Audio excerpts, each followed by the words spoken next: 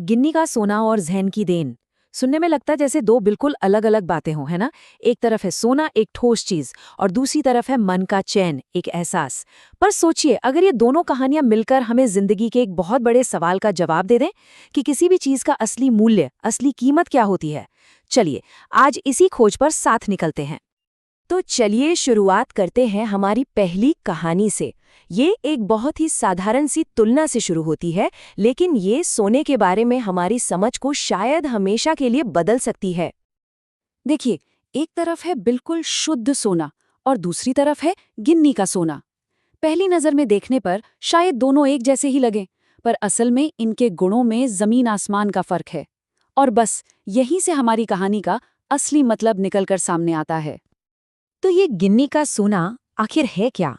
असल में ये शुद्ध सोने में थोड़ा सा तांबा मिलाकर बनाया जाता है, और इसी मिलावट की वजह से पता है क्या होता है?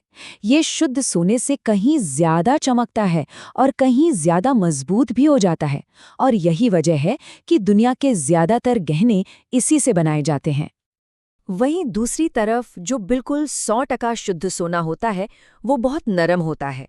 उसके गहने बना तो सकते हैं, पर वो आसानी से मुड़ जाएंगे, घिस जाएंगे। मतलब जो चीज़ 100% शुद्ध है, वो रोज़मर्रा की ज़िंदगी में उतनी प्रैक्टिकल नहीं है। तो भाई, सोने की ये कहानी इंसानों पर, उनके आदर्शों पर कैसे लागू होती है? क्योंकि ये कहानी सिर्फ एक धातु की नहीं है, ये हमारे जीने के तरीके के बारे में है। और यहीं से एक शब्द आता है, प्रैक्टिकल आइडियलिस्ट। ये वो लोग हैं जो गिन्नी के सोने की तरह होते हैं। अपने ऊंचे आदर्शों में थोड़ी सी दुनियादारी, थोड़ी सी व्यावहारिकता मिला लेते हैं। हाँ, ये लोग जिंदगी में आगे तो बढ़ते हैं, पर एक सवाल जरूर खड़ा होता है कि क्या ये समाज को कुछ सचमुच महान दे पाते हैं? और यहाँ एक बहुत गहरी बात सामने आती है। समाज की जो सबसे कीमती धरोहर है, जो चीजें हमेशा के लिए मूल्यवान हैं, वो इन प्रैक्टिकल लोगों की देन नहीं है। वो तो उन शुद्ध आदर्शवादियों की देन है जो कभी समझौता नहीं करते। ऐसा क्यों? क्योंकि यही लोग वो पैमाना तय करते हैं जहां तक पहुंचने की कोशिश बाकी दुनिया करती है। इसका सबसे अच्छा उदाहरण है गांधी जी। वो बिल्कुल शुद्ध सोने की तरह थे। उन्होंने कभी अपने आदर्शों में कोई मिलावट नहीं की। वो व्यावहारिकता के नाम पर नीचे नहीं उतरे, और इसीलिए उनका असर आज भी इतना गहरा और हमेशा के लिए है। चलिए, अब यहाँ से कहानी एक नया मोड़ लेती है।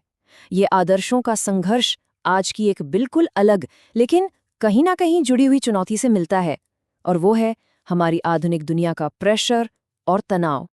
एक तरफ तो हम आदर्शों की शुद्धता की बात कर रहे हैं, पर दूसरी तरफ है ये भाग दौड़ भरी जिंदगी, जहां हर कोई एक दूसरे से आगे निकलने की होड़ में है। इस रेस का नतीजा क्या होता है? इस कभी न खत्म होने वाली रेस का नतीजा सच में चौंकाने वाला है। जापान में करीब 80% लोग मानसिक तनाव या किसी मनोरोग से जूझ रहे हैं। ये रफ्तार हमें अंदर से खोखला कर रही है। तो इस तनाव का, इस भाग-दौड़ का इलाज क्या है? और इसका जवाब छिपा है हमारी दूसरी कहानी में, ज़ेन की देन। ये सिर्फ एक ब्रेक नहीं है, ये इस भागती हुई दुनिया में ठहर कर अपने अंदर की शांति को खोजने का एक तरीका है। जरा कल्पना कीजिए, एक छोटी सी सादी सी झोपड़ी, वहाँ इतनी शांति है, इतनी सफाई है कि मन अपने आप ठहर जाए।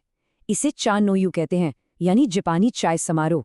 ये सिर्फ चाय पीने का एक तरीका नहीं, बल्कि मन को शांत करने का एक बहुत गहरा अनुभव है। इस समारोह में हर काम, हर एक हरकत बहुत धीरे धीरे और पूरे सम्मान के साथ होती है। चाय बनाने वाले की हर एक अदा इतनी सधी हुई होती है कि उसे देखते देखते ऐसा लगता है मानो समय रुक गया हो। आप भूतकाल और भविष्य की सारी चिंताओं से आज़ाद होकर सिर्फ और सिर्फ उस पल में जीने लगते हैं। और इस पूरे अनुभव का मकसद बस एक ही है, वर्तमान में पूरी तरह से जीना। उस एक छोटे से पल में अनंत काल की शांति को महसूस करना। यही ज़ेन की सबसे बड़ी देन है। तो चलिए, अब इन दोनों कहानियों के धागों को जोड़कर एक पूरी तस्वीर देखते हैं और खुद से पूछते हैं कि असल में मूल्यवान क्या है, व्यावहारिक होना या शुद्ध बने रहना। दोनों कहानियों के केंद्र में एक ही सच्चाई है। शुद्धता की अपनी एक कीमत होती है, उसकी अपनी एक ताकत है। चाहे वो गांधी जी के आदर्शों की शुद्धता हो या फिर उस एक पल की शुद्धता जो ज़ेन चाय समारोह में मिलती है। मिलावट शायद हमें कुछ दूर तक आगे ले जाए, लेकिन अमर वही होता है जो अपने असल रूप में कायम रहता है। और आखिर में ये सवाल हम सब के लिए है कि हम अपनी जिंदगी में क्या ढूंढ रहे हैं, गिन्नी का सोना यानी दुनिया की नज़र में व्यावहारिक सफलता, या फिर ज़ेन की देन यानी मन की शांति और हर पल को पूरी तरह जीने का सुकून।